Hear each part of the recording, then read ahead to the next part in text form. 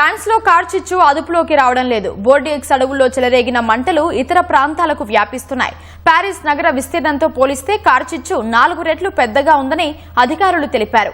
ఉష్ణోగ్రతలు 38 డిగ్రీల సెల్సియస్ కు పైగా ఉండటంతో మంటలను అదుపు చేయడం సవాలుగా మారిందని చెప్పారు. అధిక ఉష్ణోగ్రతలకు చెట్లు ఎండిపోవడంతో మంటలు వేగంగా వ్యాపిస్తున్నాయని వివరించారు. కార్చిచ్చు కారణంగా ఇప్పటి వరకు 2,20,000 మందిని సురక్షిత ప్రాంతాలకు తరలించారు. మంటలను అదుపు చేసేందుకు 2,200 మందికి పైగా అగ్నిమాపక సిబ్బంది శ్రమిస్తున్నారు.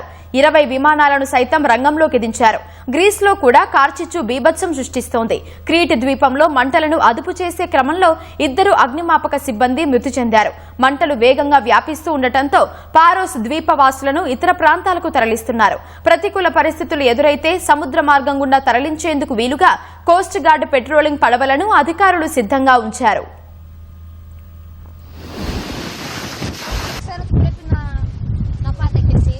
Σκισμένη φωτιά η οποία κατακαίει όπως φαίνεται από εδώ που βρισκόμαστε.